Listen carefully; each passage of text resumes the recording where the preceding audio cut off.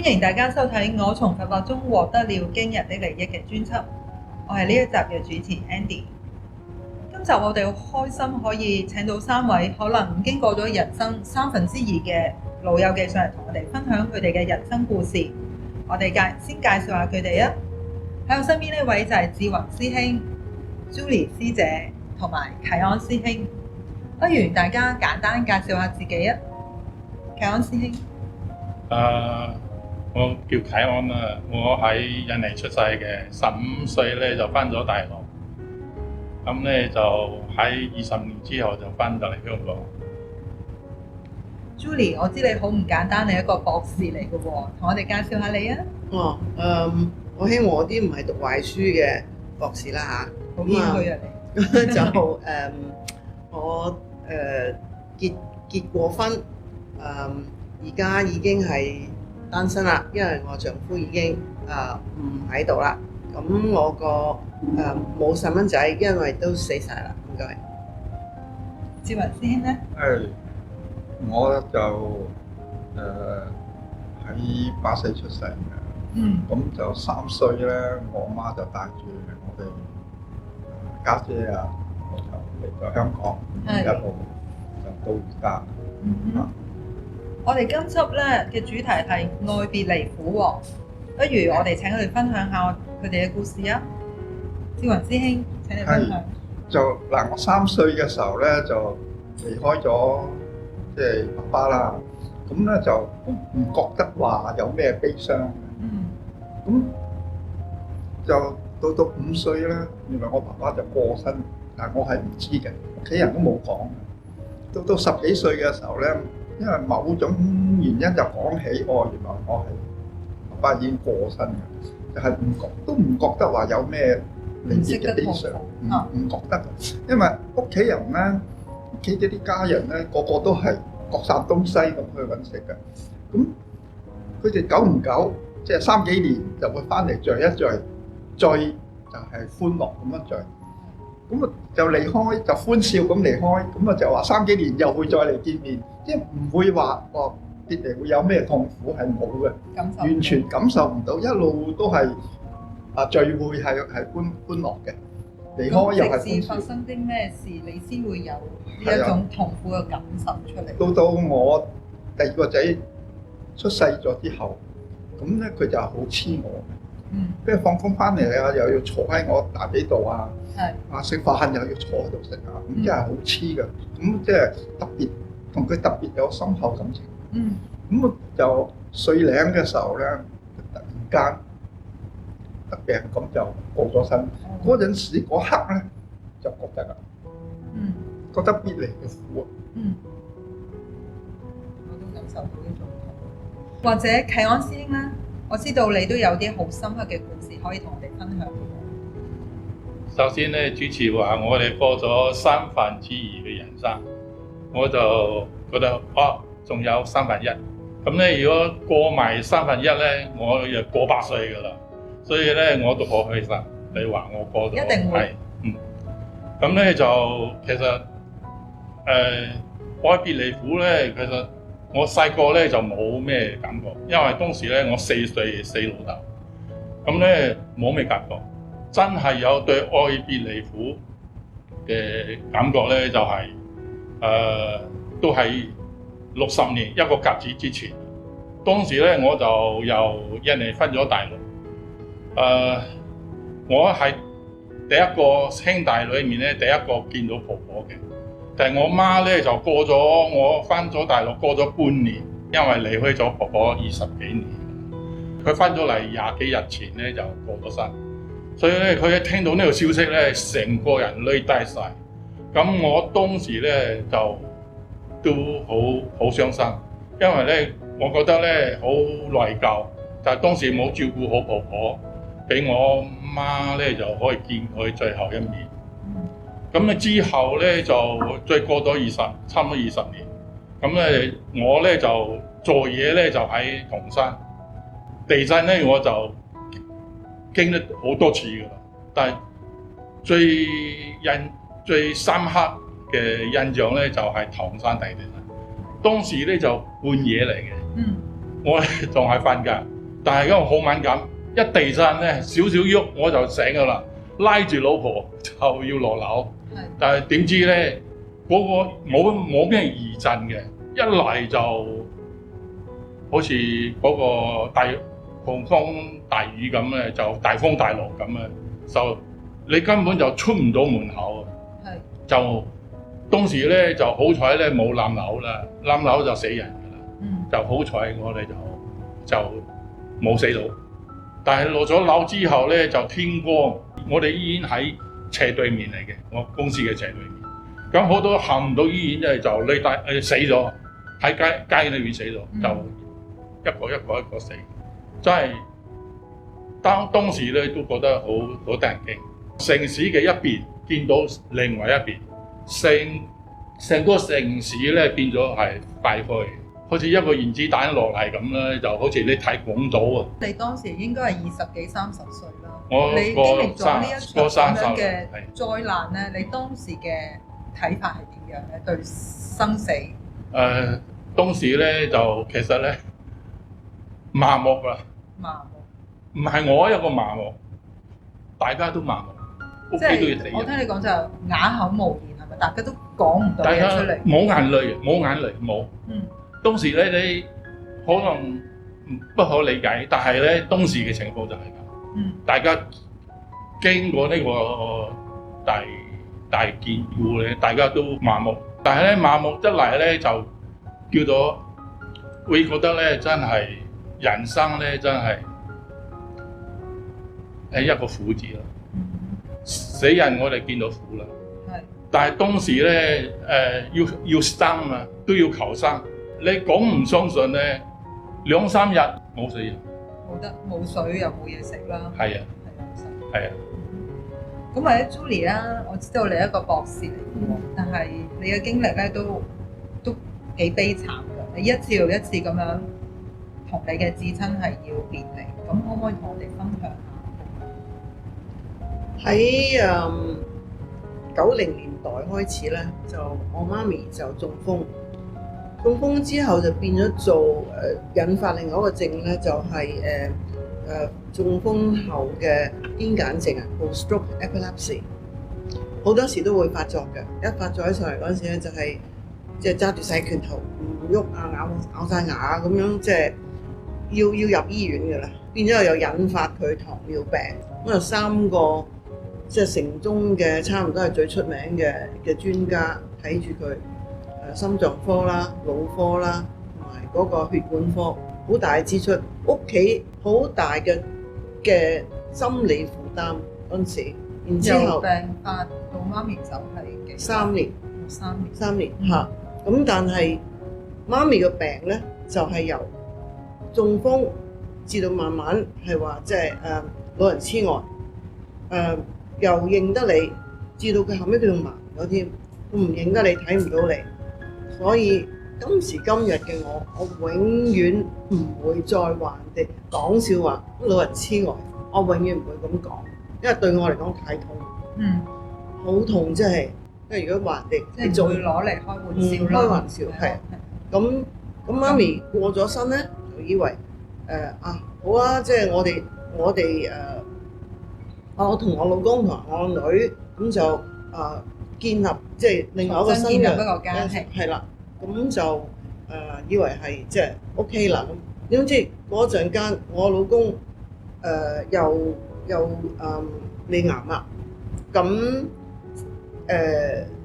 嗰啲即係施手術啊啲咁樣就割咗2/5個脷，講嘢就係唔清楚嘅，咁亦都影響咗佢嘅信心啊。因為佢變咗屋企嘅氣氛係有少少係悲哀嘅，咁但係過咗8年，已經好翻啦。係啦，即係話好翻㗎啦，唔會再發。點知佢8年之後佢就係再嚟喎，拜拜緊㗎啦。咁但係我老公就唔肯走，咁就要施手術啊啲咁樣，麻醉藥做咗預備咗8個鐘頭㗎啦。點知一打開咗佢，個醫生即刻拉翻埋佢，亂翻好佢就話拱翻出嚟就話冇得施啦。咁啊知道即係等死。嗰個痛咧，嗰段時間嘅痛咧係講唔出啊，即係點啊點好啊，即係你走咗我點好啊咁樣。咁然之後當時個女又細啦，個女好細嚇，咁到嗰陣佢走咗啦，剩翻我同我個女啦，咁就自己喺度諗點樣咬緊牙相依關，為命啦，係啦，相依為命，要點樣去安排個女有冇即係唔損失任何嘢之下，一樣咁好嘅教育，一樣咁好你想俾最好嘅嘢係係咯，好努力咁父母都工作。係會咁嗯，嘅，咁就都咁我哋都如是者，即係我女都去到英國讀 law，咁即係都好啦咁。咁有一年佢夏天翻嚟，咁佢就同我講佢話：媽咪，我即係今個考試咧考得幾好啊！佢話媽咪啊，我會係一個好嘅律師。點不知講完唔夠2日，有日朝頭早佢起身，佢就話：媽咪啊，我琴晚瞓唔到啊，你可唔可以買啲嗰隻 melatonin 俾我啊？佢係有草本嘅安眠藥。哇，好啦，點知過咗2個零鐘頭咧，就警察打電話嚟就話：你係咪有隻狗啊？我話係啊，佢喺嗰個嗰個灣嗰度發現咗喎。咁我話哦，咁嗰個人咧，佢應該有個人同佢一齊㗎，因為我知係個女帶咗佢出去散步啊嘛。佢話你睇下隻狗先啦咁樣，總係唔提，佢冚唪唥都唔提，就話幾點鐘嚟接我去嗰度，去到落到沙灘嗰度咧，就見到嗰個綠色嘅三角。一冚而家咧，即係喺街度見到，即係啲死屍冚出啲死屍都係嗰個綠色嘅三角。嗰個入邊係我個女啦。咁咧就我個女就冚崩咗個頭，應該可能係好快死。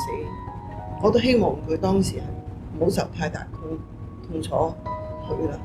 咁我個女就係喺08年嘅8月8號，北京奧運開幕嘅嗰日過生嘅。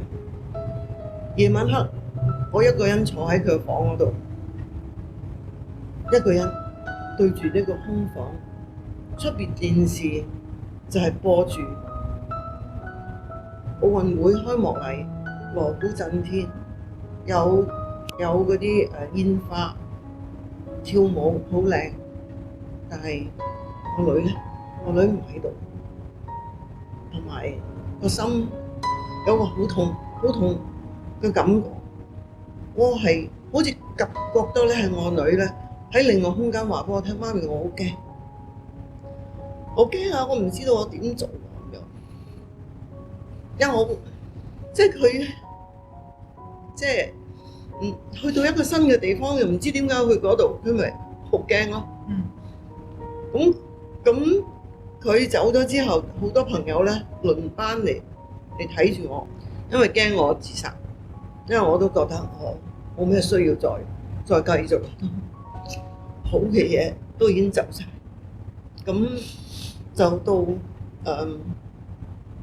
過咗2個月之後咧，我就係入咗佛教。我入咗佛教之後，我係重拾咗一種嘅勇氣向前望，揾到人生嘅方向，知道人生嘅方向。亦都即係明白到乜嘢叫做無常。好似我頭先話自己即係無常，真係隨時都嚟嘅。係一個可能係好多人都會經過嘅路。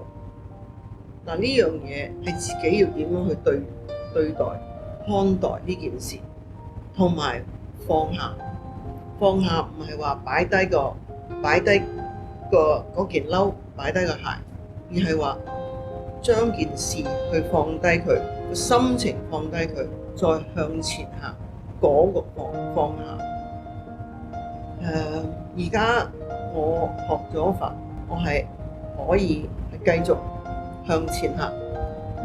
嗱，聽完3位嘅一啲嘅分享啦，知道過往一啲嘅外別嚟嘅苦咧，都纏繞咗佢哋好耐。咁佢哋三位咧都因為唔同嘅因緣咧，都學佛過。咁到底學佛之後，佢哋對過往一啲咁痛苦嘅經歷，而家係有咩睇法咧？或者志雲師兄嚟講先。係其實咧喺我體會到有呢個愛別離苦嘅時候咧，我就體會到所有人都會有呢種經歷，係冇辦法避免。係有人就會有。雖然我話我學佛係可以放低，明白緣聚即合，緣盡即散，明白呢種道理。同埋咧就人同人之間所謂報恩啊、報怨啊、討債還債啊，同前生嘅因緣，即係碰埋一齊，只係了結一種恩怨嘅啫。咁但係咧，雖然係了結呢個恩怨，但係始終係好多你係唔知嘅，幾時會再嚟亦都唔知嘅。所以咧就係話你去學佛就再咁執着。係啦，唔使咁執着。同埋咧，你將來咧你就會知道點樣去點樣避免呢種痛苦咁樣落去咧。你去學佛咧就能夠，譬如你成就嘅時候咧，你就好輕易去或者還債啊，即係了結呢啲恩怨啊，你就好易去做到。咁或者強師兄啊，以你而家已經學佛超過10年啦，要你翻去嗰場唐山大地震，你又會用啲咩心態去面對當時嘅情形？唐山大地震咧，真係講到話死得人多，所以咧當時咧都知，我哋常人以前都有話無常，但係當時嘅無常嘅嗰個理解咧，都有叫做疲勞。咁咧自己咧就對呢個人生咧都一路有追求一個究竟係點，一路追求。我20幾年前咧就都接觸過好多宗教，就都係覺得咧我佛教啊講嘅道理咧比較徹底，嘢徹底，所以咧就一路都想睇因緣啦，就要入佛門，就真係我就好幸運，就喺當時同黃師兄咧一齊，就可以咧就歸依到南無第三世多杰羌佛，係啊，就呢個就非常之幸運，真正嘅佛法。所以咧就而家咧對反過去睇，對呢個無常嘅睇法，又唔係當時嗰個層次啦。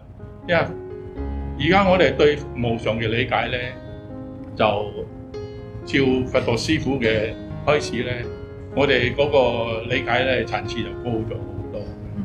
就修行咧就要有出離心，但係出離心咧先要有無常心，要理解無常心嘅，要修無常境。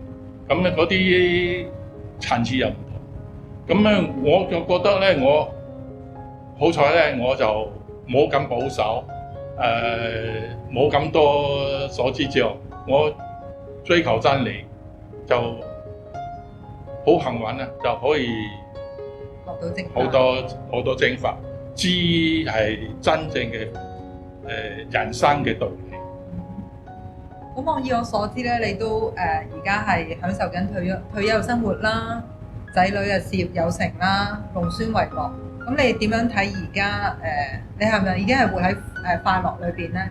你有啲咩分享咧呢方面？咁而家嚟講咧，我就唔係大富大貴，但係咧叫做成個家庭咧都叫做算係溫馨，係溫馨嘅。但係咧我就覺得咧，我嗰個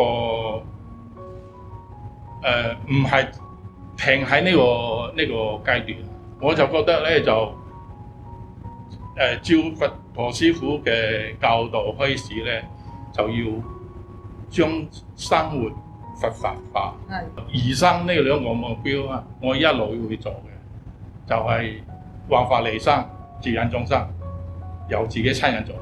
嗯第二咧就護法，我呢兩個咧就我餘生嘅目標。嗯，太好啦嗯。咁 Julie 咧，嗯因為我都聽你講，學佛之後咧，你對無常咧個睇法咧都有啲唔同咗喎。嗯，咁可唔可以同大家分享下咧？以前三件事都算係無常。嗯雖然我媽咪嘅即係維持係三年啦，咁但係都係唔可以諗，即係因為係突然之間中風，跟住就冇得點樣講到嘢，係至到佢走。個睇法總係話唔開心啦、痛啦，覺得即係點解係佢啊？即係呢啲有好多問號，唔係正面嘅，啲嘢冚冷諗嘅都係負面嘅。係但係發覺而家我諗嘅嘢咧，係至少